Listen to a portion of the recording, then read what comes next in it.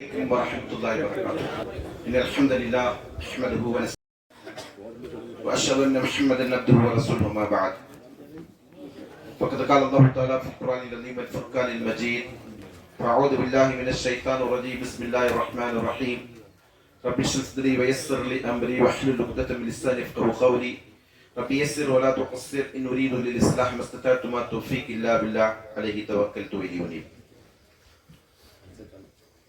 அளவில்லா கருணையாளன் நிகரில் அன்புடையவன் அல்லாஹ்வின் பெயரை கொண்டு ஆரம்பிக்கிறேன். அல்லாஹ்வின் தூதர் மீது அல்லாஹ்வின் ஸலவாத்தும் ஸலாமும் உண்டாகட்டும் என்கிற பிரார்த்தனையோடு அன்புக்குரிய தர்மி சகோதரர்களே, பெரியவர்களே, அல்லாஹ்வின் அருளால் ஒரு நாள் தர்பியா பயிற்சிக்காக வேண்டி இங்கே நாம் அமர்ந்திருக்கிறோம். தர்பியா என்றால் என்ன என்பது முதல்ல ஒரு கிளாஸ் நடத்தணும். அதுக்கப்புறம் தான் நம்ம மற்ற சப்ஜெக்டுகளுக்கெல்லாம் போனோம். நம்ம ஷேக் அவருடைய உரையில தியாகத்தை பத்தி சொன்னாங்க இல்லையா? இந்த தியாகம் தான் தர்பியா. நாம நம்மில் அதிகமானவர்கள் ஆரம்பம் முதற்கொண்டு ஒரே அமைப்பில் பயணிக்கிறோம் என்பதனால தர்பியாவிற்காக வேண்டி மற்றவர்கள் என்னெல்லாம் முயற்சிகள் செய்வார்கள் என்பதே தெரியாது. நான் வெவ்வேறு அமைப்பில் பயணிச்சதுனால அதுல ஒரு சில அனுபவம் எனக்கு இருக்கு. தர்பியாவிற்காக வேண்டி ஒரு அமைப்பில் என்ன எல்லாம் செய்வாங்கன்னு சொன்னா, இதெல்லாம் அவங்கள்ட்ட இருக்கோ அதை அவங்க தியாகம் செய்வதற்காக அவர்களுக்கான வாய்ப்புகள் உருவாக்கி கொடுப்பார், நிர்பந்தமாக்குவார். பொருளாதாரம் இருக்கிறவர்கள் பொருளாதாரத்தை தியாகம் செய்யலாம். அதை செய்வாங்க, ஒரு கட்டுப்பாடோடு விதித்து அதை சொல்லி அதை செய்யக்கூடியவர்களா அவர்களை உருவாக்குவாங்க. இதன் அடிப்படையில் ஒரு சில அமைப்புகளுடைய தலைவர்கள் என்ன செய்வாங்க அப்படின்னா, நல்ல சாப்பாடுலாம் மண் அள்ளி போடுவாங்க. அது நல்ல நோக்கத்தில் செய்கிறது, கெட்ட நோக்கத்தில் இல்லை. அவ்வளோபடிய தர்பியா பற்றி நீங்கள் இதையும் சாப்பிட்டாகணும். எதற்காக வேண்டி? உங்களுக்கு பயிற்சிக்காக வேண்டி. சாப்பாட்டில் மண்ணல் அள்ளிப்பட தேவையில்லை, ஒரு உதாரணத்துக்கு சொல்கிறேன் தான். அப்போ அதனால் இது நாம் நிறைய விஷயங்களை நம்ம மாற்றிக்கொள்ளணும் என்பதற்காக வேண்டி சொல்லக்கூடிய ஒரு உதாரணம். அதன் அடிப்படையில் நமக்கு கொடுக்கப்பட்டிருக்கிற தலைப்பு என்னன்னு சொன்னால், குர்ஆன் சுன்னா நம்மில் ஏற்படுத்திய தாக்கம், மாற்றம். முதலில் குர்ஆன் என்றால் என்ன? குர்ஆன் என்பது அல்லாஹ்வுடைய கலாம். அல்லாஹ்வின் தூதர் ஸல்லல்லாஹு அலைஹி வஸல்லம் மீது அல்லாஹ் தஆலா அதை அரபு மொழியில் இறக்கி வைத்திருக்கிறான் அப்படின்றத நம்மில் ஒவ்வொருவரும் அறிந்து கொள்ள வேண்டும். இந்த குர்ஆனை பற்றி அல்லாஹ் என்ன சொல்கிறான்? லவ் அன்ஸல்னா ஹாதல் குர்ஆன அலா ஜபலின் லரஐதஹு காஷியன் முத்தஸத்தியன் மின் ஹஷ்யத்தில்லாஹ். இந்த குர்ஆனை நாம் ஒரு மலையின் மீது இறக்கி வைத்திருந்தால் அந்த மலை அல்லாஹ்வின் அச்சத்தால் சுக்கு நூறாகுவதை நீங்கள் கண்டிருப்பீர்கள். சுப்ஹானல்லாஹ். அந்த அளவுக்கு அல்லாஹ் தஆலா குர்ஆனுக்கான வெயிட்டை அல்லாஹ் நமக்கு சொல்லி காட்டுறான். அந்த குர்ஆன் தான் அல்லாஹ் தஆலா என்ன செஞ்சிருக்கிறான்? மனித சமுதாயத்தின் மீது இறக்கி இருக்கிறான். குர்ஆன் எதற்காக வேண்டி அருளப்பட்டது? யாருக்கா தெரிஞ்ச சொல்லுங்க. குர்ஆன் எதற்காக வேண்டி அருளப்பட்டது? ஹுதல் லின்னாஸ். மாஷா அல்லாஹ். குர்ஆன் அருளப்பட்டது எதற்காக வேண்டி? ஹுதல் லின்னாஸ். யார் மீது குர்ஆன் அருளப்பட்டது? மனிதன் மீதா? யார் மீது? நபி ஸல்லல்லாஹு அலைஹி வஸல்லம் மீது. எதற்காக வேண்டி நபி ஸல்லல்லாஹு அலைஹி வஸல்லம் அல்லாஹ் அந்த குர்ஆனை தந்தான்? ஷேக் நீங்க எல்லாம் பதில் சொல்லக்கூடாது ஷேக், செல்லாது உங்க பதில் ஷேக். மாஷா அல்லாஹ், சரியான பதில் இதுதான். குர்ஆனை விளக்குவதற்காக வேண்டி அல்லாஹ் தஆலா நபியை பார்த்து சொல்லுகிற போது, நாம் உங்கள் மீது இந்த வேதத்தை இறக்கி இருக்கிறோம். எதற்காக வேண்டி? லிதுபையினஹு லின்னாஸி மா நுஸ்ஸில இலைஹிம். இந்த வேதம் மனிதர்களுக்காக வேண்டி அருளப்பட்டது. ஆனால் அருளப்பட்டது யார் மீது என்று கேட்டால் நபி ஸல்லல்லாஹு அலைஹி வஸல்லம் மீது. அந்த நபி ஸல்லல்லாஹு அலைஹி வஸல்லம் தான் இந்த வேதத்தை மக்களுக்கு தெளிவுபடுத்தக்கூடியவர்கள். அந்த அடிப்படையில் அல்லாஹ்வின் தூதர் ஸல்லல்லாஹு அலைஹி வஸல்லம் அவர்கள் குர்ஆனுடைய இந்த மாண்பை, மதிப்பை பற்றி என்ன சொன்னார்கள் என்பதைத்தான் நம்ம என்ன செய்யணும், இந்த உரையின் மூலமாக தெரிந்து கொள்ள இருக்கிறோம். அதை அவங்க எந்த அளவுக்கு நடைமுறையில அந்த வாழ்க்கையில கடைபிடித்தாங்க. குர்ஆனுக்கான வெயிட் என்று சொல்லும்போது நம்ம என்ன சொல்றோம்? மலையின் மீது இறக்கினால் அந்த மலை சுக்கு நூறாகும். அந்த அளவிற்கு குர்ஆனுடைய கலிமாக்களுக்கு, வார்த்தைகளுக்கு தாக்கம் இருந்து கொண்டிருக்கு.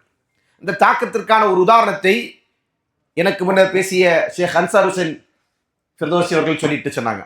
என்னன்னா, இந்த ரெண்டு தலைப்பும் கொஞ்சம் கிளாஷ் ஆயிடுச்சு. அதனால நிறைய நம்ம பேச வேண்டியது அவர் மேற்கோள் காட்டிகிட்டே போயிட்டார். தாக்கம் அதை நிறைய சொல்லிட்டார். என்ன தலைப்பு மட்டும் வேறு மாதிரி போட்டாங்க, அதனால் செய்திகள்லாம் ஒன்றா தான் இருக்கும். நபி ஸல்லல்லாஹு அலைஹி வஸல்லம் இடத்துல ஒரு இணை வைப்பாளர் பேசுவதற்காக வேண்டி வருகிறார். நபி ஸல்லல்லாஹு அலைஹி வஸல்லம் செய்யக்கூடிய பிரச்சாரத்தை தடுப்பதற்காக வேண்டி வந்தவர் என்ன செய்யறாரு? நிறைய பேசுறார். பேசுறதெல்லாம் கேட்டு முடிச்சிட்டு நபி ஸல்லல்லாஹு அலைஹி வஸல்லம் ஒரு வார்த்தை சொன்னார். அதாவது அவர் அழைக்கிறார். என்ன சொல்லி அழைத்தாரு? யாருக்கா தெரியுமா?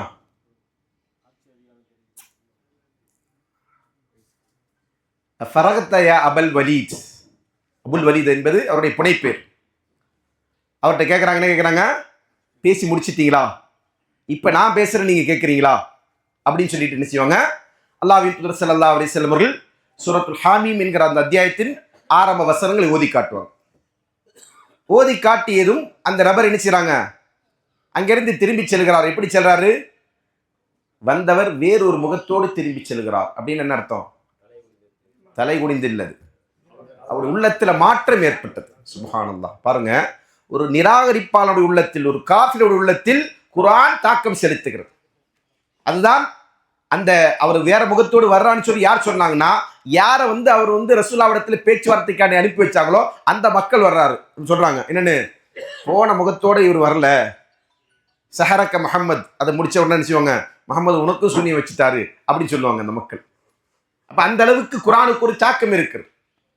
ஆனால் அஹ்லுல் குர்ஆன் என்று சொல்லக்கூடியவரிடத்துல குர்ஆனுடைய தாக்கத்தை பற்றிய சரியான புரிதல் இல்லாமல் இருந்து கொண்டிருக்கு. அல்லாஹ்வின் தூதர் ஸல்லல்லாஹு அலைஹி வஸல்லம் அவர்கள் குர்ஆனை செவிமடித்து அழுதிருக்கிறார்கள். எல்லாருக்கும் தெரிந்த சம்பவம் தான். அப்துல்லாஹ் பின் மஸ்ஊத் ரலியல்லாஹு அன்ஹு இடத்துல ரசூலுல்லாஹ் சொல்லுவாங்க, இக்ரா அலைஹில் குர்ஆன், எனக்கு நீங்க குர்ஆன் ஓதி காட்டுங்க. அவர் கேட்கிறாங்க, அலைக்க அக்ரா அலைக்க உன்சில, அல்லாஹ்வின் தூதர் அவர்களே, இந்த குர்ஆன் உங்கள் மீது இறக்கப்பட்டிருக்க, நான் அதை உங்களுக்கு ஓதி காட்டணுமா என்று கேட்கிற போது ரசூலுல்லாஹ் சொன்னாங்க, என்ன சொன்னாங்க? நான் பிறர் ஓத அதை கேட்பதை விரும்புகிறேன் என்று சொன்னாங்க. அவர் ஓதுறாங்க. எந்த சூரா ஓதுனாங்க? மாஷா அல்லாஹ். எந்த சூரா? சூரத்து நிசா. அந்த அத்தியாயத்தை ஓதிட்டு ரசூலுல்லாஹ் அவர்கள் இடத்துல என்ன செய்றாங்க? வகைஃப இதா ஜினா மின் குல்லி உம்மத்தின் பிஷஹீதின் வஜினா பிக அலா ஹாஉலாஇ ஷஹீதா என்கிற அந்த வசனம் ஓதுகிற போது அல்லாஹ்வின் தூதர் ஸல்லல்லாஹு அலைஹி வஸல்லம் சொன்னாங்க, ஹஸ்புக், நிறுத்துங்க. யாரை பார்த்து சொன்னாங்க? ஓதிக்கொண்டிருக்கிற அப்துல்லாஹ் பின் மஸ்ஊத் ரலியல்லாஹு அவர்களை பார்த்து அல்லாஹ்வின் தூதர் அவர்கள் நிறுத்துங்கள் என்று சொல்றாங்க. அப்துல்லாஹ் பின் மஸ்ஊத் ரலியல்லாஹு அவர்கள் அது வரைக்கும் ஓதிக்கொண்டிருந்தாங்க. ஓதி முடித்து அந்த நிறுத்த சொன்னது போது தான் ரசூலுல்லாஹ் அவர்களை பார்க்குறாங்க. பார்க்கும்போது ரசூலுல்லாஹ் என்ன செய்றாங்க? ஃபஇதா ஐனாஹு தத்ரிஃபான், அல்லாஹ்வின் தூதர் அவர்கள் கண்ணீர் சிந்தி கொண்டிருக்கிறார்கள், அழுது கொண்டிருக்கிறார்கள். இது ஒரு இயல்பான ஒரு விஷயம். இந்த சூரா ரசூலுல்லாஹ்வுக்கு தெரியாதா? கொஞ்சம் அக்கலானியர் தான் இந்த கேள்வி கேட்பான். இந்த ஹதீஸை மறுக்கணும்னு சொன்னா என்ன செய்யலாம்? ஒரு கேள்வி கேட்டால் போதும். ஏன் இதுக்கு முன்னாடி இந்த சூரா ரசூலுல்லாஹ் ஓதி இருக்க மாட்டாங்களா? ரசூலுல்லாஹ்வுக்கு இந்த சூரா தெரியாதா? அது இயல்பு. மனிதனுடைய உள்ளத்தில் தாக்கம் செலுத்துவது என்பதற்கு பல்வேறு வழிகள் இருந்து கொண்டிருக்கிறது. நான் ஓதுகிற போது சில போது எனக்கு தாக்கம் உண்டாகும். சில நேரத்தில் வேறு சிலர் ஓத கேட்கிற போது நமக்கு தாக்கம் உண்டாகும். எனக்கு அது போன்ற அந்த குர்ஆனை கேட்டு நாம் நினைச்சோம் இன்புற வேண்டும் என்று சொன்னால் ரசிக்கிறதுக்காக வேண்டி, அதாவது நல்ல ஈனமான ஒரு குரல் அப்படின்றதற்காக வேண்டி, ராகமான ஒரு குரல் என்பதற்காக வேண்டி நம்ம கேட்கிற சில கிராத் இருக்கும். நம்ம அழுகணும்னு நினைச்சா, நான் எனக்கு ஒரு பிரபலமான ஒரு காரி ஒருத்தர் இருக்கிறார், அல்லாஹ் யர்ஹம்ஹும், அவர் மௌத்தாயிட்டார். ஷேக் அப்துல்லா அல் காமில் என்று சொல்லி, 2 கண்ணும் தெரியாதவர், ஆனால் ஹாஃபிதுல் குர்ஆன். 2 கண்ணும் தெரியாது, ஹாஃபிதுல் குர்ஆனு. அவர் குர்ஆன் ஓதுனா ஒவ்வொரு வசனமும் அந்த வசனம் எதை சொல்லுகிறதோ, எந்த கருத்தை சொல்லுகிறதோ அந்த கருத்தை நம்முடைய உள்ளத்தில் தைக்கிற மாதிரி ஓதுவார். அவ்வளோ ஒரு ஆழமான, மற்ற காரிகளை போன்று நல்ல, அதாவது ராகமிக்க குரல் வளம் என்று சொல்ல முடியாது. அவருடைய குரல் கொஞ்சம் கட்டையான குரல் தான். ஆனால் அந்த குர்ஆன் ஓதுகிற போது அந்த வாசகம் என்ன செய்யும்? ஒவ்வொரு வார்த்தையும் என்ன கருத்தை பொதிந்திருக்கிறதோ அந்த கருத்தை நம்முடைய உள்ளத்திலே தைக்கும் வண்ணத்தில் அவர் ஓதுவார். அதை கேட்டால் நமக்கு அழுகு வந்துடும். அவர் அழுவார். அவர் எந்த வசனங்கள் எல்லாம் மறுமையை பற்றி பேசுகிறதோ, மரணத்தை பற்றி பேசுகிறதோ, அந்த வசனங்கள் எல்லாம் அவர் ஓதுகிற போது உருக்கமாக அழுது விட்டுத்தான் ஓதுவார். தர்தீது செய்வார், அந்த வசனத்தை திரும்ப திரும்ப ஓதுவார். அப்படி ஒரு காரி. அதுபோன்று அப்துல்லாஹ் பின் மஸ்ஊத் ரலியல்லாஹு அவருடைய கிராத்தை கேட்டபோது அல்லாஹ்வின் தூதருக்கு அந்த இன்ஸ்பிரேஷன் உருவாகிறது, அதனால் அழுது இருக்கிறாங்க, இயல்பு. அதே போன்று சஹாபாக்கள் பலரும் என்ன செஞ்சிருக்கிறாங்க? பல குர்ஆன் வசனங்களை கேட்டு அழுதிருக்கிறார்கள். உமர் அவர்கள் ஒரு முறை ஒரு பயணத்தில் இருக்கிறாங்க. அப்ப என்ன செய்றாங்க, ஒரு மனிதர் குர்ஆனை ஓதுகிறார். வத்தூர் என்ற அந்த அத்தியாயம் ஓதிக்கொண்டிருக்கிறார். ஓதிட்டு இருக்கிறாங்க. இன்ன அதாப ரப்பிக லவாக்கி என்கிற வசனம் ஓதப்படுகிறதை அவர் கேட்டுவிட்டு அவர் திரும்ப அதை ஓதிவிட்டு உமர் ரலியல்லாஹு அவர்கள் வீட்டுக்கு செல்கிறார்கள். சென்றதற்கு பிறகு நோயாளியாக படுத்திருக்கிறார். உமர் ரலியல்லாஹு அவர்களுக்கு நோய் வந்துருச்சு. என்ன நோயின்னு யாருக்குமே தெரியாது.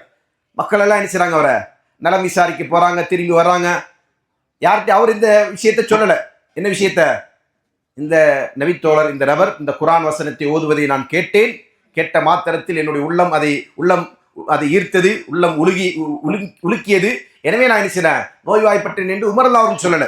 உமர் ரலியல்லாஹுவோடு அந்த பயணத்தில் உமர் ரலியல்லாஹு அவர்கள் என்ன செய்றாங்க, மதீனாவில் ஒரு இரவில் ஒரு பகுதியில் என்ன செய்றாங்க, தன்னுடைய தேவை நிறைவேற்றுவதற்காக வேண்டி சென்றாங்க. அப்ப அவரோட அப்துர் ரஹ்மான் பின் அவ்ஃப் ரலியல்லாஹு அவர்கள் இருந்தாங்க. அவர் சொல்றாங்க, உமருக்கு நோய் உண்டாயிடுச்சு, மக்களா என்ன காரணம் தெரியாது, ஆனா நான் மட்டும்தான் என்ன செய்றேன், அவருடைய காரணத்தை அறிந்தவனா இருக்கிறேன்னு சொன்னாங்க. அந்த அளவுக்கு அந்த வசனம் உமர் ரலியல்லாஹு அவர்களை சிந்திக்க தூண்டியது. அதே போன்று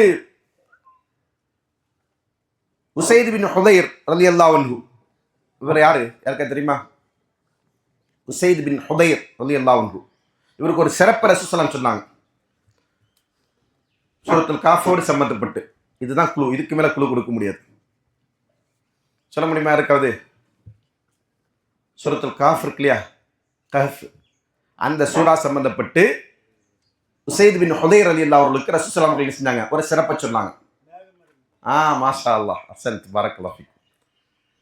அவர் ஓதிக்கொண்டிருக்கிற போது அவருடைய வீட்டை சுற்றினது மேக கூட்டம் அப்படியே திரண்டு இருக்கிறது. அதை கண்டு அவருடைய வீட்டில் இருக்கக்கூடிய குதிரை என்ன செய்யுது, குதிரை மிரளுது.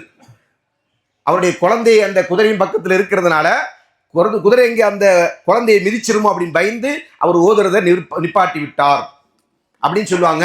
சொல்லிட்டு என்ன செய்வாரு, ரசூலுல்லாஹி ஸல்லல்லாஹு அலைஹி வஸல்லம் இடத்துல வந்து சம்பவத்தை சொன்ன உடனே ரசூலுல்லாஹி ஸல்லல்லாஹு அலைஹி வஸல்லம் சொல்லுவாங்க, என்ன சொல்லுவாங்க, சகீனத்துன் நஸல, இந்த நீ ஓதக்கூடிய இந்த சூறாவிற்காண்டி அல்லாஹ்விடத்திலிருந்து இறங்கியது அமைதி என்று ரசூலுல்லாஹி ஸல்லல்லாஹு அலைஹி வஸல்லம் அதற்கான சிறப்பை சொல்லுவாங்க. அப்ப அந்த நபித்தோழர் தான் யாரு, உசைத் பின் ஹுதைர் ரலியல்லாஹு அன்ஹு. இவர் இஸ்லாமை ஏற்றுக்கொள்கிறார். யார் மூலமா இவர் இஸ்லாத்தை ஏற்றுக்கொண்டார் தெரியுமா? அவ்வளவு தாயியத்துன் ஃபில் இஸ்லாம், இஸ்லாத்தின் முதல் அழைப்பாளர் யாரு, முஸ்அப் பின் உமைர் ரலியல்லாஹு அன்ஹு. தியாகம் என்கிற தலைப்பில் அவருடைய வாழ்க்கை வரலாறும் என்ன செய்யணும், பேசப்பட வேண்டிய, அறிந்து கொள்ள வேண்டிய ஒரு வாழ்க்கை வரலாறு. மக்காவில் வாழுகிற போது ஒரு செல்வ செழிப்பு மிக்க குடும்பத்தில் பிறந்து காலையில் ஒரு ஆடை, மாலையில் ஒரு ஆடை.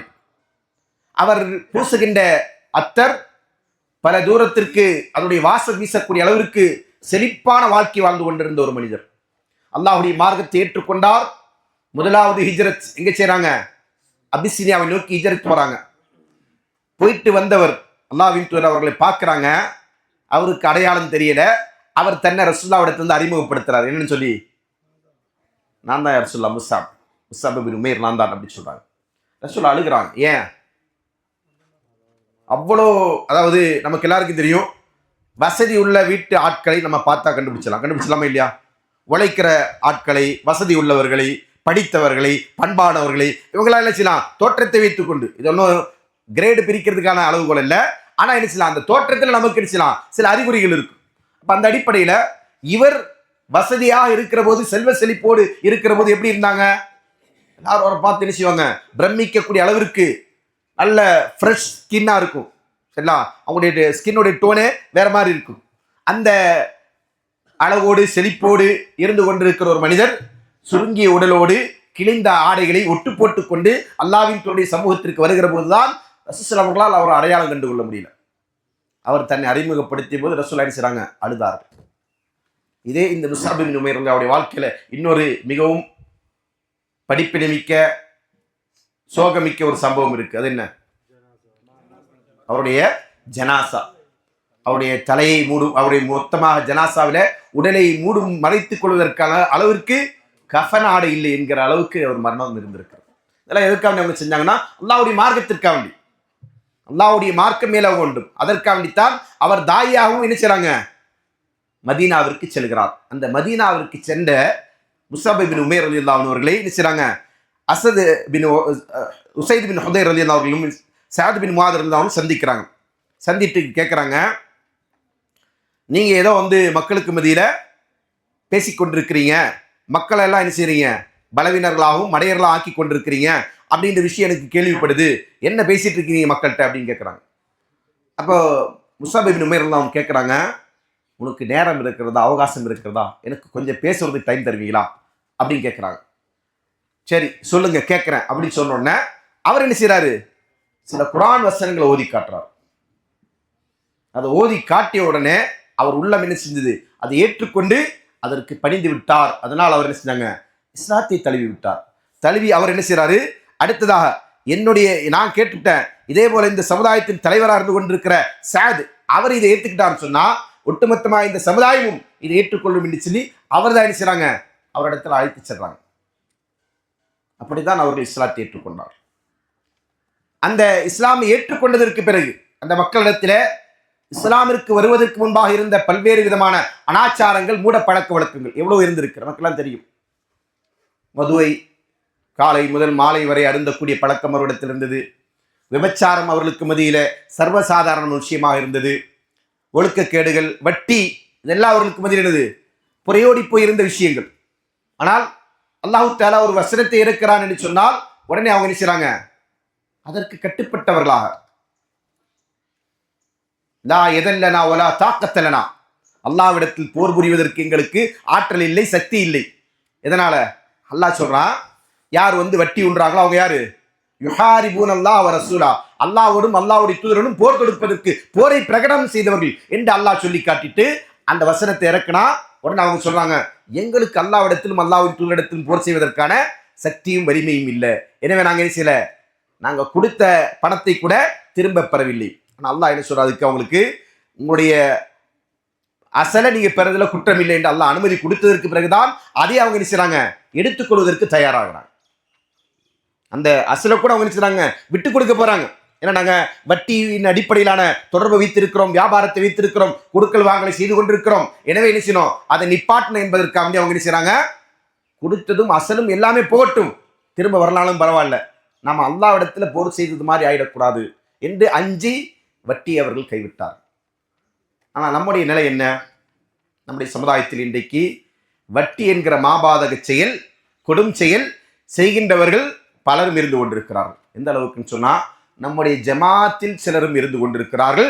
அதன் காரணமாக அவர்கள் நடவடிக்கை எடுக்கப்பட்டு வெளியேற்றப்பட்டிருக்கிறாங்க இல்லையா. பல பேர் என்ன செய்றாங்க, லோன் வாங்கிட்டாரு, வட்டி வாங்கிட்டாரு, வட்டியில வியாபாரம் பண்ணிட்டு இருக்கிறாரு என்கிற அடிப்படையில் நடவடிக்கை எடுக்கப்பட்டு வெளியேற்றப்பட்டவர்கள் இருக்கிறாங்க. இதுல பிடிபட்டவங்க சில பேர், பிடிபடாதவங்க பல பேர்.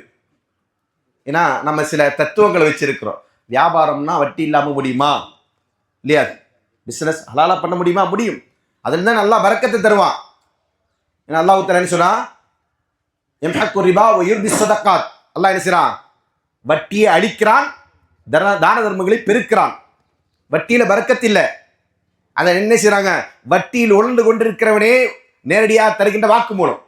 அப்படி இருக்கும்போது நாம் என்ன செய்றோம், அறியாமையின் காரணமாக அல்லது அந்த வட்டி என்கிற பாவச் செயலை நியாயப்படுத்தி கொண்டு அதை சரி காண்றோம். வட்டியுடைய பல இனங்கள் இருக்கு, நமக்கு அந்த இனங்கள் தெரியாதனால சில பேர் என்ன செய்றாங்க, அப்படி விடுவதுண்டு. இப்போ லீஸுக்கு வீடு இருக்கிறது. நம்ம சொசைட்டியில கோயம்புத்தூர்ல மஸ்ஜிதுக்கு பக்கத்தில் இருக்கிற வீடு போர்டு போட்டு வச்சிருப்பாங்க, என்னன்னு, போகியத்திற்கு விடப்படும். கரெக்ட், சரிங்களா, அது வட்டி. எப்படி இவங்க இதை அனுமதிக்கிறாங்க, எந்த அடிப்படையில் இதை ஏற்றுக்கொண்டிருக்கிறாங்க, இது நம்முடைய நெருக்கமாக உள்ளவர்கள் பலரும் இதை செய்யறாங்க. அதே போல வாகனங்களை என்ன செய்யறது, வட்டி அடிப்படையில் பயன்படுத்துறது. ஒரு வாகனம் என்ன செய்யறாங்க, வாங்கி அதாவது விற்பனை செய்து அதற்கு பிறகு அது பணம் கட்டாத போது அதை சீஸ் பண்ணிட்டு அந்த வாகனத்தை என்ன செய்யறது, சீஸ் பண்ணிட்டு வச்சுட்டு என்ன செய்யறாங்க, வாடகைக்கு விட்டுட்டு இருப்பாங்க.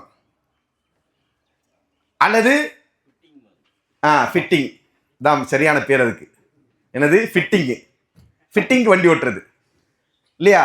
இது போன்ற நடைமுறைகள் என்ன செய்யுது, நம்முடைய சமுதாயத்தில் இருந்து கொண்டிருக்குது. இதெல்லாம் அல் குர்ஆன் வசனங்கள் அருளப்படுவதற்கு முன்பாகவா அல்லது அருளப்பட்டதற்கு பின்னா? அவங்க இப்ப என்ன செய்வாங்க, இந்த மக்களை சில பேர் என்ன செய்வாங்கன்னா, தாங்கள் செய்யக்கூடிய தவறை நியாயப்படுத்துவதற்காக என்ன பேசுவாங்க தெரியுமா, சஹாபாக்கெல்லாம் செய்யலையா அப்படின்னுவாங்க. அல்லாஹ் அக்பர். இவ்வளவு பெரிய அபாண்டம் இல்லையா? சஹாபாக்கள் தவறு செய்தார்கள் என்பது குர்ஆனுடைய வசனம் அருளப்படுவதற்கு முன்பாகவா அல்லது அருளப்பட்டதற்கு பின்னா? முன்பாக நடந்தது. மது ஹராம் என்பது ஹராமாக்கப்படுவதற்கு முன்பாக அவர்கள் அந்த மதுவில் ஈடுபட்டார்கள். அவங்க குற்றவாளி கிடையாது, அவர்கள் பாவிகள் கிடையாது. அவர்கள் மூலமாகத்தான் அல்லாஹ் அந்த சட்டத்தை நமக்கு கற்றுத்தருகிறான். அதே போன்று அவர்கள் விபச்சாரம் செய்தார்களா? அது கூட நம்ம பார்த்தோம் சொன்னா எல்லா சஹாபாக்களையும் அப்படியே கண்ட மூடி நீங்க செஞ்சிடக்கூடாது. எல்லாம் விபச்சாரம் செஞ்சிருப்பாங்க, நவுதுபில்லா, அப்படி நம்ம நினைக்க கூடாது. அவர்கள் இஸ்லாமிற்கு வருவதற்கு முன்பாகவே ஒடுக்கத்தோடு கண்ணியத்தோடு நேர்மையோடு நடந்த பலரும் சஹாபாக்கள் இருக்கிறாங்க. ஒரு சில பேர் அப்படி ஈடுபட்டு இருக்கிறாங்க, அது ஒரு சில பேருக்கு தான் அது பொருந்தும். அப்படி உள்ளவர்கள் கூட இஸ்லாம் வந்ததற்கு பிறகு அவர்கள் என்ன செஞ்சுட்டாங்க? முற்றிலுமா மர்சதல் கனவி என்று சொல்லக்கூடிய ஒரு நபித்தருடைய சம்பவத்தில் தான் அல்லாஹ் தஆலா நிஸ்ரா சூரத்துல் நூருடைய இந்த வசனத்தை இறக்கிறார். அத்தையிபுன லித்தையிபாத்தி வல் ஹபீஸுல் ஹபீஸாத் என்ற வசனம். தூய்மையான ஆண்கள் தூய்மையான பெண்களுக்குரியவர்கள், தூய்மையற்ற பெண்கள் தூய்மையற்ற ஆண்களுக்குரியவர்கள் என்கிற அந்த வசனம். சரிங்களா? அந்த வசனம் ஏன் அருளப்பட்டது என்று கேட்டால், இவர் என்ன செய்யறாங்க, மக்காவில் வியாபாரத்திற்கு வேண்டி போய் வந்து கொண்டிருக்கிற குறை காலத்துல அனாக்கா என்கிற ஒரு பெண்ணுக்கும் அவருக்கும் என்னது அறிமுகம் இருந்தது. அந்த பெண் யாருன்னா விபச்சாரம் செய்யக்கூடிய பெண். அந்த பெண் என்ன செய்யறாங்க? இல்ல ஜானியத். அந்த பெண் என்ன செய்யறாங்க? விபச்சாரத்துக்கு வேண்டி இவர் அழைக்கும் போது இவர் என்ன செய்யறாரு? நான் முஸ்லீம் ஆகிவிட்டேன், அதெல்லாம் முன்னாடி, இப்ப நான் வேற ஆளு அப்படி என்ன செய்யறாங்க சொல்லிட்டு அதற்கு வரமாட்டேன் என்று சொல்லுகிறார். சொன்ன உடனே அந்த பெண்மணி கேட்குறாங்க, அப்படியா, சரி கல்யாணம் பண்ணிக்கோ, விபச்சாரத்துக்கு தான் வரமாட்டேன், கல்யாணத்துக்கு ஓகே சொல்லு அப்படின்னு சொன்ன உடனே ரசூலுல்லாஹி இடத்துல ஆலோசனை கேட்கறதுக்கு அப்படி வராங்க. அப்போ ரசூலுல்லாஹி அவர்கள் கூடாதுன்னு சொல்லிவிட்டு அந்த நேரத்தில் செய்யப்படும் இந்த வசனம் அருளப்படும். அவருக்கு அதை ஓதி காட்டுவாங்க ரசூலுல்லாஹி அவர்கள் என்று. அப்போ இந்த அடிப்படையில் அவங்க என்ன செஞ்சாங்க? பாவம் என்பதை அறியாத போது அதை செய்தார்கள். பாவம் என்று அல்லாஹ் தஆலா அதை தடுத்ததற்கு பிறகு அதை முற்றிலுமாக தவிர்த்து கொண்டார்கள். அதை பற்றிய கட்டளை வருகிற போது அதை அவர்கள் என்ன செய்வாங்க? எந்த அளவுக்குன்னா அதை அவருடைய ரத்தமும் சதையும் நகமும் போன்று அவர்கள் என்ன செஞ்சாங்க? அந்த பாவங்களை விட்டொழித்து வாழ்ந்தார்கள். நம்முடைய நிலை என்ன? எல்லாம் நமக்கு தெரியும், தெரிஞ்சிட்டே நம்ம என்ன செய்யறது. அல்லாஹ்வின் தூதர் ஸல்லல்லாஹு அலைஹி வஸல்லம் அவர்களுக்கு முன்னால சத்தத்தை உயர்த்தி பேசுவது என்பது கூடாது. யா அய்யுஹல்லதீன ஆமனூ லா தர்ஃபஉ அஸ்வாத்தக்கும் ஃபௌக ஸௌத்தின் நபி வலா தஜ்ஹரு லஹு பில் கௌலி கஜஹரி பஅதுக்கும் லிபஅத் என்கிற வசனம் அருளப்படுகிறது. சாபித் பின் கைஸ் ரலியல்லாஹு அன்ஹு அவர்கள், அவர் யாருன்னா அவரை பற்றி சொல்லும்போது ஜஹீர் அப்படின்னுவாங்க. அப்படின்னா உரத்த குரல் உடையவர், சத்தம் ஜாஸ்தி. அவர் இந்த வசனம் அருளப்பட்டதற்கு பிறகு அல்லாஹ்வின் தூதர் அவரிடத்திற்கு வராமல் வீட்டில் அமர்ந்து கொண்டிருக்கிறார். ரசூலுல்லாஹி அவர்களுடைய ஒரு வழக்கம் என்னன்னு சொன்னா, சஹாபாக்களை யாராவது காணாம ஆயிட்டாங்கன்னா கேட்பாங்க. நம்ம தான் அதை செய்யறதில்லை, யாரை பற்றி விசாரிக்கிறது இல்லை. அதெல்லாம் ஒரு கடமை, சகோதரத்துவ உணர்வுடைய வெளிப்பாடு. நம்மோடு மஸ்ஜிதிற்கு வந்து கொண்டிருக்கக்கூடிய, நம்மோடு தொழுது கொண்டிருக்கக்கூடிய ஒரு சகோதரர் அவர்கள் அந்த இடத்தில் காணாமல் போய்விட்டால் அவர் எங்கே போனார் அப்படின்னு யார் விசாரிக்கணும்? அங்கே இருக்கிறவங்க விசாரிக்கணும். மஸ்ஜிதோடு தொடர்புடைய ஏனைய சகோதரர்கள், நிர்வாகிகள் விசாரிக்கணும். குறிப்பாக அந்த பணி யாருக்கு? நிர்வாகிகளுக்கு கடமை. நிர்வாகி தான் என்ன செய்யணும்? நம்ம அரவணைக்கணும்.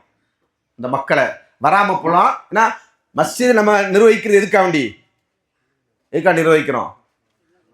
எனக்கு நிர்வாகத்தில் இடம் வேணும் அதுக்காண்டியா? இல்லை, மக்களை தொழுகையின் பக்கம், நன்மையின் பக்கம், நேர்வழியின் பக்கம் அழைப்பதற்காண்டி தான் நம்ம நிர்வகிக்கிறோம். அப்போ ஒருத்தர் காணாம போனால் என்ன செய்யணும்? எங்கே அவர்? ஏன் வரல?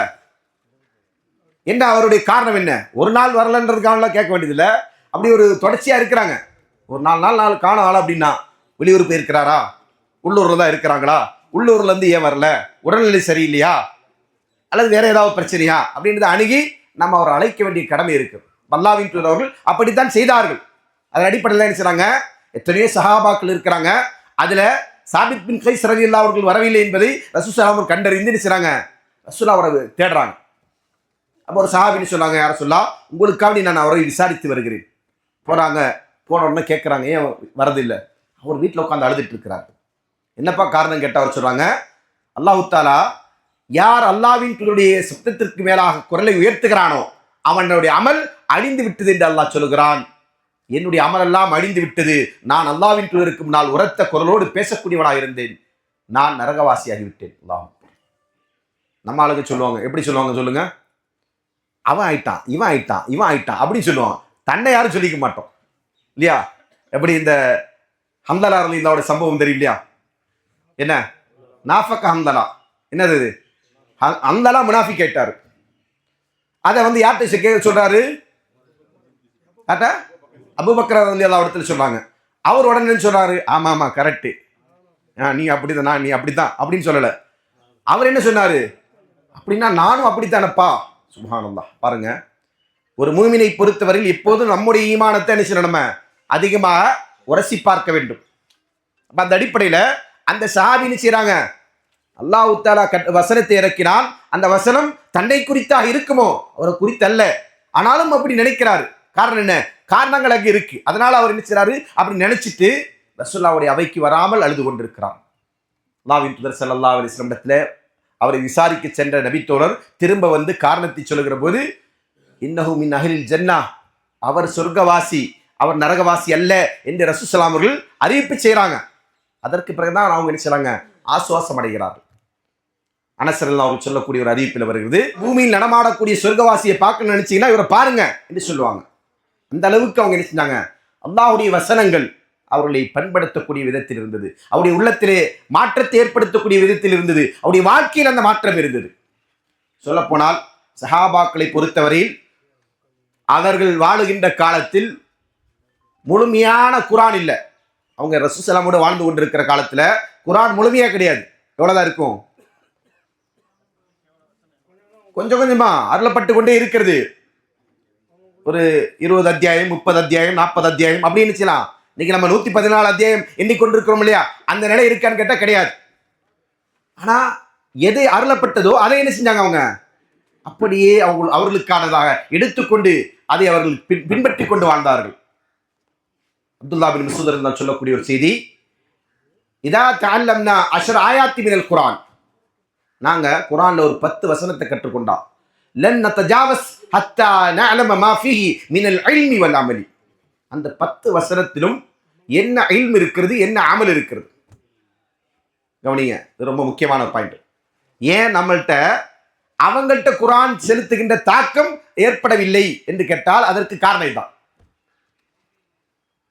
அவங்க என்ன செய்வாங்க, 10 வசனத்தை குர்ஆன் என்று கற்றுக்கொண்டால் அதை என்ன செய்வாங்க, அந்த 10 வசனத்துல அல்லாஹ் தஆலா என்ன சொல்லுகிறான், அதிலிருந்து கொண்டிருக்கிற கல்வி என்ன, அந்த வசனத்திலிருந்து கொண்டிருக்கிற அமல் என்ன என்பதை அறிந்து கொண்டு அதை நடைமுறைப்படுத்துவார்கள்.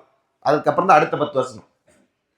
நம்ம ஒரே நாள் என்ன செய்வோம், A to Z ஆரம்பம் முதற்கொண்டு கடைசி வரைக்கும் நாங்கள்லாம் என்ன செஞ்சிட்டோம்.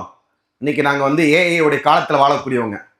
எங்களுக்கு அதனால என்ன செய்ய முடியாது, அவங்க மாதிரி எல்லாம் பொறுமையெல்லாம் கிடையாது. வித்தின் செகண்ட்ல நமக்கு என்ன செய்யணும், எல்லாமே நமக்கு என்னது இன்ஸ்டண்டா கிடைக்கணும், அப்படிதானே? 2 நாள் தர்பியா போடலான்னும் போது என்ன செஞ்சுட்டாங்க, 2 நாள்லாம் முடியாது. ஏன் முடியாதுன்னு சொன்னோம், அவ்வளோதான் நமக்கு நேரம் இல்லைங்க. நம்ம நேரம் என்னது, நெருக்கடியாக இருந்து கொண்டிருக்கிறது. நம்ம நேரத்தை செலவிடுவதற்கு, காலங்களை செலவிடுவதற்கு தயார் இல்லை. நமக்கெல்லாம் வித்தின் செகண்ட்ல நடக்கணும். அது பார்த்தீங்கன்னா அதே அந்த பழக்கம் பார்த்தீங்கன்னு சொன்னால், ஃபோனில் வீடியோக்கள், பயான்கள் 1 மணி நேரம். எனக்கு அதிகமான பேர் கமெண்ட் சொல்லக்கூடிய கமெண்ட் என்ன தெரியுமா, என்னங்க நீங்கள் பயான் போடுறேன்னு சொல்லிட்டு 1 மணி நேரம் வீடியோ போட்டு வச்சிருக்கீங்க, கிளாஸ் போட்டு வச்சிருக்கீங்க. யார் கேட்கறது? 1 நிமிஷத்தில் போடுங்க. எப்படி 1 நிமிஷத்தில்? அவ்வளோதான். அதுக்கு மேலாம் கேட்கறதுக்கு தயார் இல்லை. நாங்கள் 1 நிமிஷத்தில் போட்டால் கேட்டுறோம். 1 நிமிஷம் தான், 1 நிமிஷம் கூட கிடையாது. இப்போலாம் செகண்ட்ஸ் தான். 30 செகண்டாவா, 30 செகண்டு. அதை தாண்டி அடுத்து ஸ்க்ரோல் ஆகிடும். ஏன்னா நம்ம வந்து சில படிக்கின்ற விஷயத்தை, கேட்கிற விஷயத்தை சிந்திப்பதற்கும் அதை நம்முடைய நடைமுறை வாழ்க்கையில் பிராக்டிக்கல் ஆக்கிறதுக்கும் தயார் இல்லை. ஆனால் நமக்கு பேர் என்னது, அஹ்லுல் குர்ஆன் வல் ஹதீஸ்.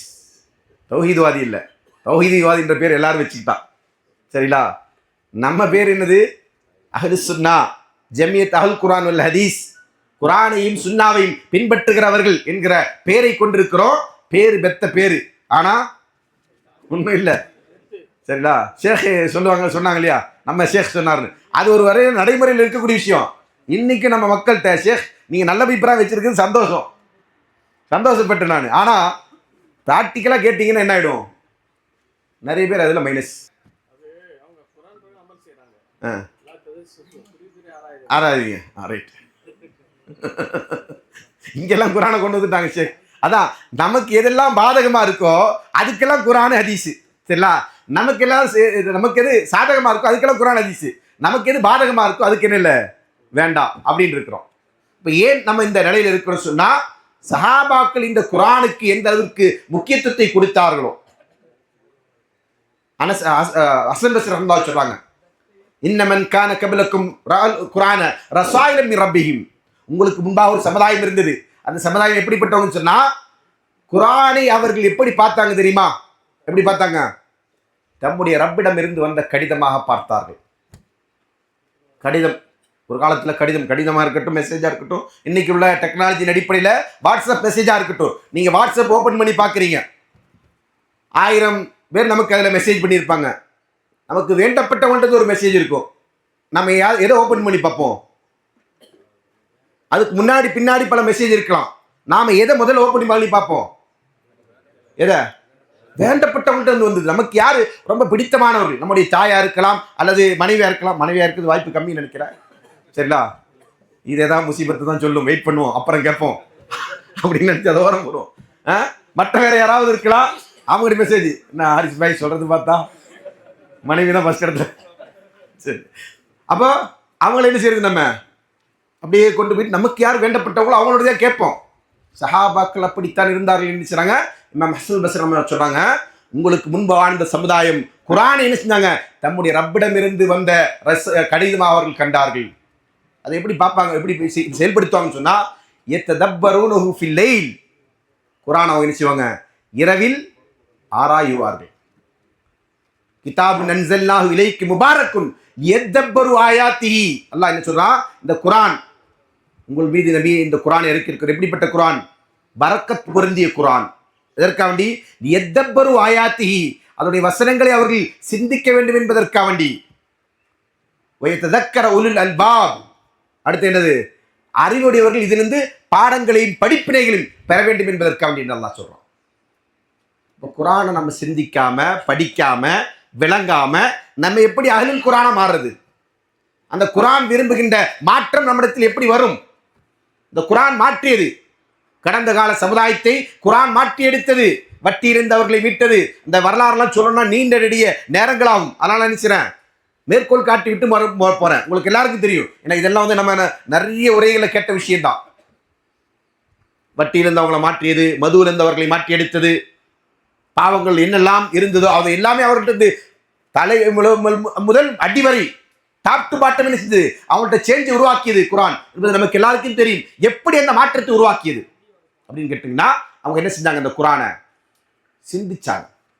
அல்லாஹ் இதில் என்ன சொல்லுகிறான் அப்படி சிந்திச்சு அவங்களுக்கு விளங்கலைன்னா, ஒரு உதாரணம் சொல்றேன், அதை கூட எப்படி எடுத்துக்குவாங்கன்னு சொன்னா, அவங்களுக்கு ஒன்றும் தெரியலப்பா அப்படின்னு எடுத்துக்குவாங்க.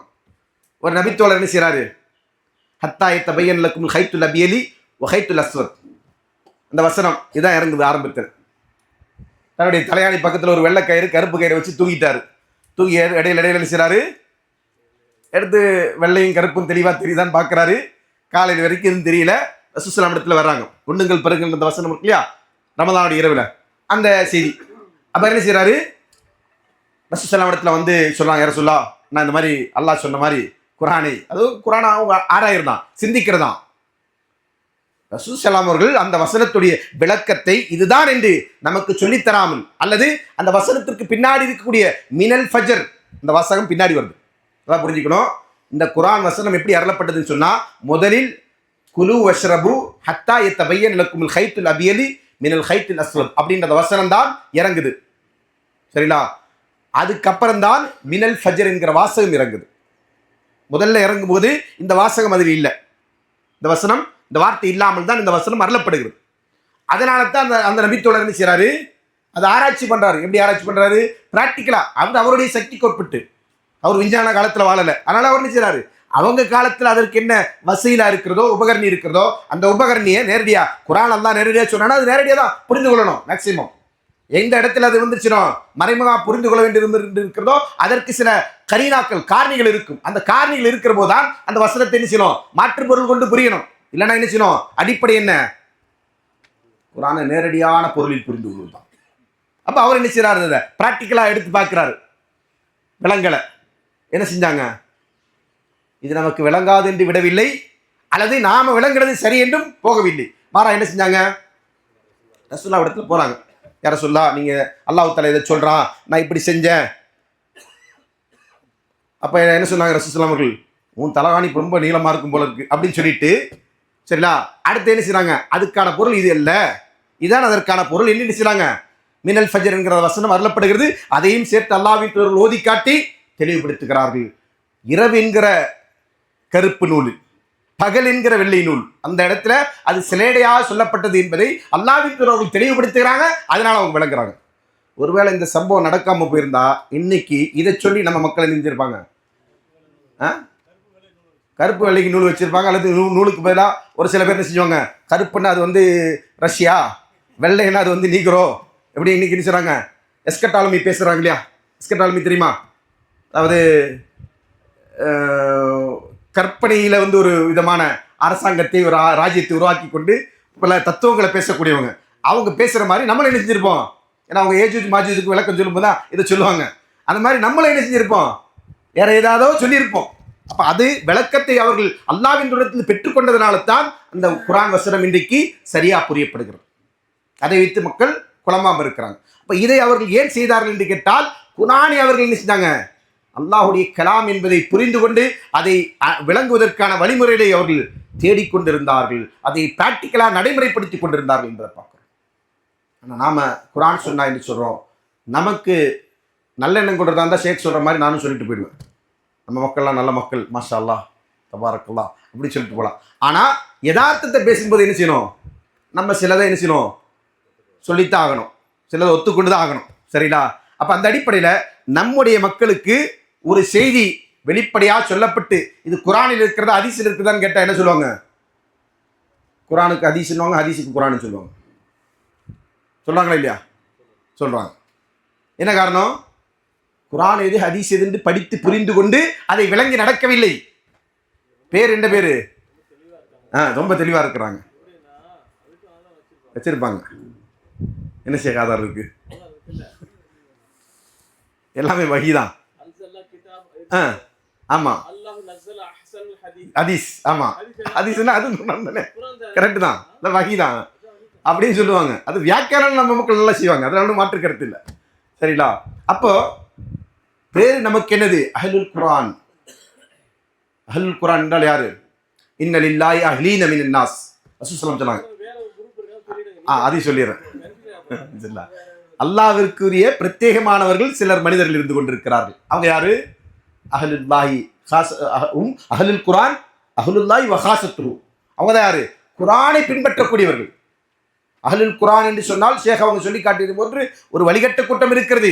அது என்ன அர்த்தம், குர்ஆனை மட்டுமே போதும் என்று ஆக்கிக் கொள்ளக்கூடியவர்கள், குர்ஆன் மட்டும்தான் நிறைவேதம் என்று சொல்லக்கூடியவர்கள், குர்ஆனுக்கு அப்பால் எந்த வழிகாட்டுதலும் இல்லை என்று மறுக்கக்கூடியவர்கள், சுன்னாவை ஹதீஸை நிராகரிக்கக்கூடியவர்கள், கம்ப்ளீட்டாக மறுக்கிறவங்க. ஹதீஸ் மறுப்புன்னு சொன்னாலுமே நமக்கு ஒரு கூட்டம் ஞாபகத்துக்கு வரும். அந்த கூட்டம் இன்னும் முழுமையாக மறுக்கலை, பார்ஷியலாக மறுக்கிறவங்க.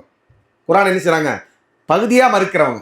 முழுமையாக மறுக்கிறவங்க யாரு, அப்படி ஒரு கூட்டம் இருக்கிறாங்க. அவங்க தான் யாரு, அஹ்லுல் குர்ஆன் என்று சொல்லுவாங்க தங்கள்.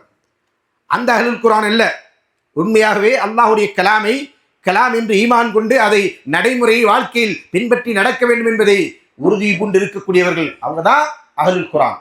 அந்த அடிப்படையில் நாம் யாரு, அஹ்லுல் குர்ஆன். அதே போன்று வல் ஹதீஸ், அப்படி ஒரு குழப்பம் வந்துடக்கூடாதுன்னு தான் பேரை என்ன செஞ்சுட்டாங்க தெளிவா. ஷேக் எஸ்கே கடந்த ஒரு மாநாட்டில் சொன்னார். என்ன சொன்னார், ஜாக்கு ஜாக்கு, என்ன ஜாக்கு போக்கு, ஜாக்கு பேர் இல்லை, என்ன வைக்கிறோம் நம்ம, ஜம்மியத் அஹ்லுல் குர்ஆன் வல் ஹதீஸ். நம்ம அடையாளப்படுத்துறது அதை வச்சு தான் பண்ணணும். நம்ம இந்த ஷார்ட் ஃபார்ம்ன்ற பேரில் பேர் வைக்கிறது அது வந்து சரியான ஒரு அணுகுமுறை இல்லை, அதை மாற்றணும். ஜம்மியத் அஹ்லுல் குர்ஆன் வல் ஹதீஸ். நம்ம என்ன அமைப்பை சார்ந்தவங்க, ஜம்மியத் அஹ்லுல் குர்ஆன் வல் ஹதீஸ். குர்ஆனையும் ஹதீஸையும் ஒரு பையன் நம்மளால் விமர்சிக்க முடியாது அப்படி சொன்னான் இல்லையா. ஜாக்குன்னு சொன்னா ஜாக்கு போக்கு அப்படின்னு சொல்லுவான், சரிடா, ஜாக்கு பேக்குன்னு சொல்லுவான், என்ன வேணாலும் சொல்லுவான். நம்மளே வாசகத்தை எடுத்து கொடுத்துருவோமோ, சரி வேண்டாம், இதுக்கு மேலே பேச வேண்டாம். அப்படின்னா அப்போ அவங்க எது வேணாலும் சொல்லுவாங்க நம்மளை கிரிட்டிசைஸ் பண்ணுறதுக்கு. நீங்கள் சொல்லுங்க, நீங்கள் என்ன அமைப்பை சார்ந்தவர்கள், உங்களுடைய வழிமுறை என்ன, ஜம்மியத் அஹ்லுல் குர்ஆன் வல் ஹதீஸ். இப்போ சொல்லிட்டா பார்ப்போம், சொல்ல முடியுமா, முடியாது. அப்ப அந்த அடிப்படையில் நம்ம என்ன செய்யணும், முதலில் நாம் கொண்டிருக்கிற கொள்கை என்ன என்பதை பற்றிய தெளிவு நம்மிடத்தில் இருக்கணும். அதே போன்று அதை கடைபிடிக்கிற விஷயத்தில் நாம் என்ன செய்யணும், அதே தெளிவோடு இருக்கணும். இந்த ரெண்டுமே நம்ம தெளிவோடு இருக்கணும். ஹதீஸ் விஷயத்தில் நாம் என்ன செய்யணும், ஹதீஸையும் நம்ம பற்றி பிடிக்கக்கூடியவர்களாக இருக்கணும். ஹதீஸ் எதற்காக வேண்டி ரசூலுல்லாஹி ஸல்லல்லாஹு அலைஹி வஸல்லம் சொன்னாங்க இல்லையா, தரக்து ஃபீக்கும் அம்ரைன் லன் தலில்லுமா மா தமஸ்ஸக்து பிஹிமா. நீங்க என்ன செய்ய மாட்டீங்க, அதை ரெண்டு பற்றி பிடிக்கிற காலம் வரைக்கும் வழி தவற மாட்டீங்க. கிதாபுல்லாஹி வ சுன்னதி, ஒன்று அல்லாஹ்வுடைய கிதாப் அல் குர்ஆன், இன்னொன்று என்னது ரசூலுல்லாஹி சுன்னா. சஹாபாக்கள் அந்த சுன்னாவை கடைபிடிப்பதில் எந்த அளவிற்கு உறுதியானவர்களாக இருந்தார்கள் பாருங்கள். ஒரு முறை அல்லாஹ்வின் தூதர் ஸல்லல்லாஹு அலைஹி வஸல்லம் அவர்கள் ஜுமா உரை நிகழ்ந்து கொண்டிருக்கிறது. அவங்க என்ன செய்றாங்க, உரையில் நின்று கொண்டு யாரும் அங்கே இருங்க அப்படின்னு சொல்றாங்க. அப்துல்லா பின் மஸ்ஊத் ரலியல்லாஹு அன்ஹு மஸ்ஜிதுக்கு வெளியில் உட்கார்ந்துறாங்க. இருங்கன்னு உட்காருங்கன்னு சொன்னதுக்கு பள்ளிக்குள்ள வந்து உட்கார்ந்து இருக்கலாம், அப்படி உட்காராம அங்கேயே உட்கார்ந்துட்டார். உட்காருன்னு சொல்லிட்டாங்களே, அவ்வளவுதான். ரசூல் ஸல்லல்லாஹு அலைஹி வஸல்லம் சொன்னா அப்படியே கேட்கணும் அப்படின்னு. அதே போன்று அல்லாஹ்வின் தூதர் அவர்கள் தொழுது கொண்டிருக்கிற நேரத்தில் செருப்பணிந்து கொண்டு தொழுகிறார்கள். செருப்பணிந்து தொழுகலாமா தொழக்கூடாதா? தொழலாமா? தொழுறது என்னது, சுத்தமா இருந்தாவா? எது சுத்தமா இருந்தா? அந்த பள்ளிக்கு செருப்பு போட்டு போவீங்களா? செருப்பு பள்ளிக்கு போட்டக்கூடாது, சரிங்களா? போடலாம். இப்போ ஹரம்ல எல்லாம் போனீங்கன்னா நமக்கு தெரியும், சுத்தமான செருப்பை வைத்துக்கொண்டு ஹரம்ல என்ன செய்வாங்க, தவாஃபின் போது கூட அவர்கள் செருப்பணிந்து கொண்டு இருப்பார்கள். செருப்பணிந்து தொழுகலாம், அனுமதி உண்டு. நம்ம செருப்பு சுத்தமாக இருந்தால் போடலாம். இப்போ வெளியில் நம்ம இருந்துச்சிடும், இந்த மண்ணில் நம்ம தொழுகலாமா? ஜோயிலத்தில் மஸ்ஜிதம் வத்தஹூரா ஷேக் அவர்கள் சொல்லி காட்டிய காலையில் ஒரு ஹதீஸ். இந்த 5 விஷயங்களை கொண்டு 6-5 அறிவிப்பு இருக்கிறது.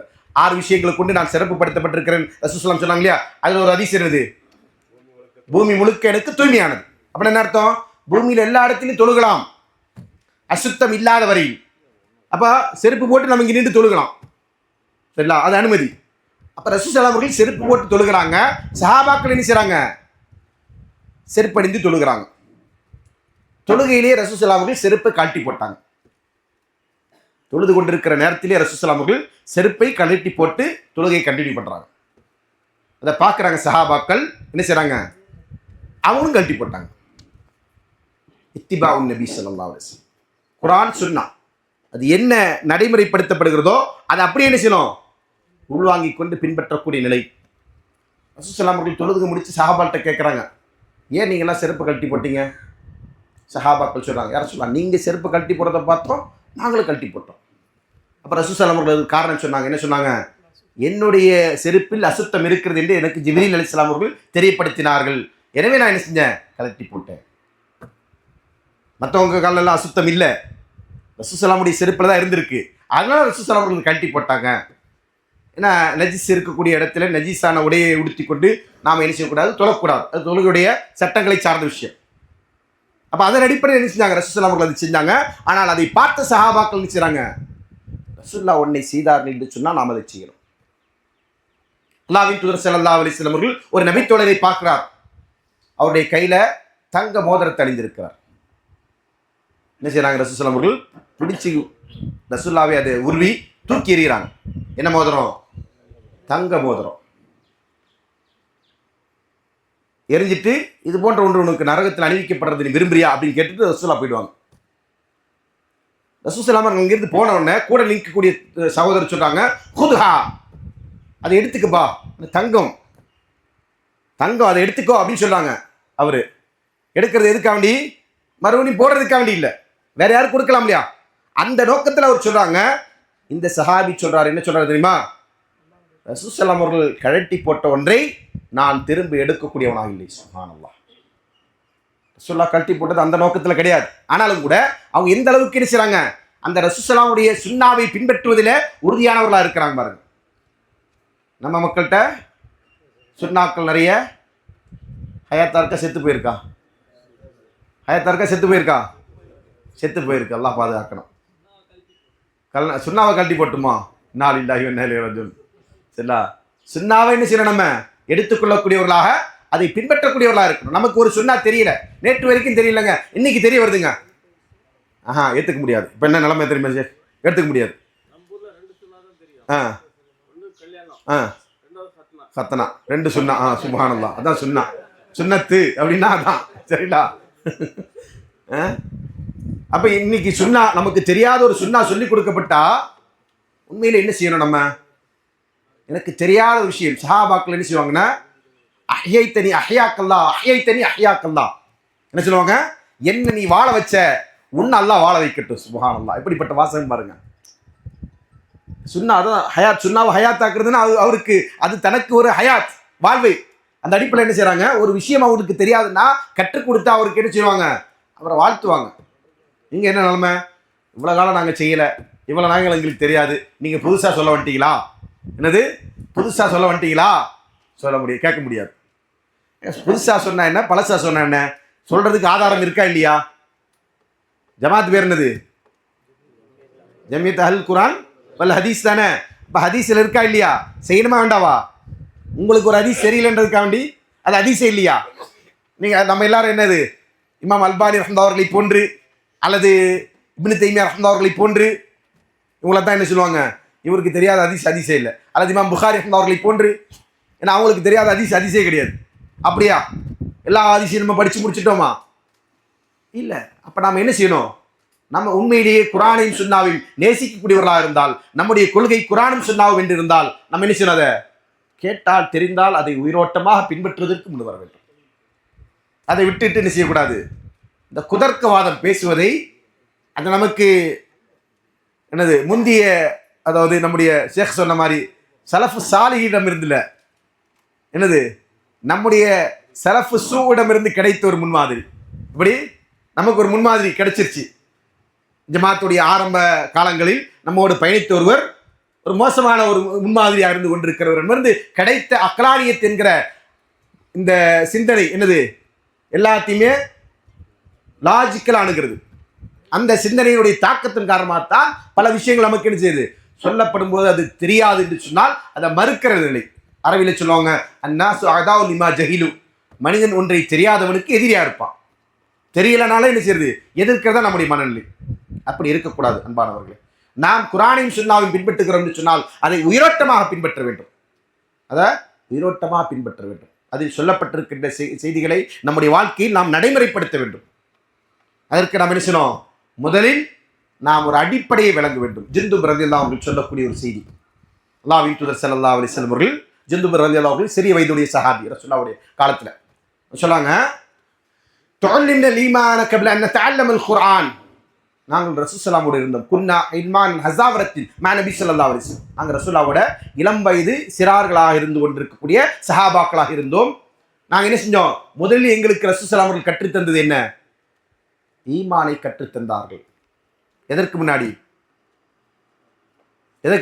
ஈமானை கற்றுத்தந்தாங்க? குர்ஆனை கற்றுத் தருவதற்கு முன்பாக. சுப்ஹானல்லாஹ். குர்ஆனை கற்றுக்கிறதுக்கு முன்னாடி நம்ம எதை கற்றுக்கணும்?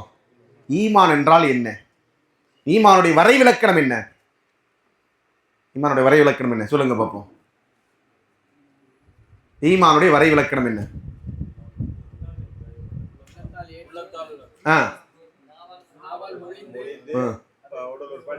மாஷா அல்லாஹ். இக்ரார் பில் கல்பி வ நுத்க் பில் லிசானி வல் அமல் பில் ஜவாரிஹ்.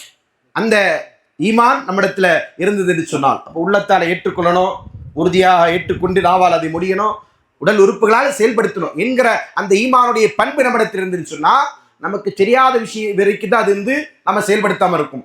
தெரிஞ்சா செயல்படுத்துவோம். அல்லாஹ் தஆலா குர்ஆனை பற்றி சொல்லும்போது சொன்னா, தாலிக்கல் கிதாபு லா ரைப ஃபீஹி ஹுதல் லில் முத்தகீன். யாருக்கு நேர் வழிகாட்டும்? முத்தகீன்களுக்கு. தக்வா உள்ளவர்களுக்கு தான் அது வழிகாட்டும். தக்வா இல்லை என்று சொன்னால் குர்ஆன் எவ்வளவுதான் சிறந்ததாக, இந்த அகில உலகத்தின் இரட்சகனாகிய அல்லாஹ்விடமிருந்து அது அருளப்பட்டதாக இருந்தாலும் சரி, அதில் எந்த விதமான கோணலும் இல்லை, குறையும் இல்லை என்றிருந்தாலும் சரி, உலகத்திற்கே அது சவால் விடுக்கக்கூடியதா இருந்தாலுமே சரி, அதை கொண்டு ஒருவன் நேர்வழி பெற முடியாது. நேர்வழி பெறணும்னு சொன்னா அவருடைய உள்ள என்ன செய்யணும்? அதற்கு பண்பட்டதாக பக்குவப்பட்டதாக இருக்க வேண்டும். அப்படி இருந்தால் மட்டும்தான் அதை கொண்டு நம்ம செய்யணும், பயனடைய முடியும். அன்பானவர்களே, நம்மள்கிட்ட இஹ்லாஸ் இருக்கணும். சரிங்களா? நம்மள்கிட்ட எல்லாத்தையும் இஹ்லாஸ் இருக்கணும். நாம செய்யக்கூடிய முயற்சி லிஅலாஇ கலிமத்தில்லா, எதற்காண்டி? அல்லாஹ்வுடைய கலிமா மேலோங்க வேண்டும் என்பதற்காண்டி.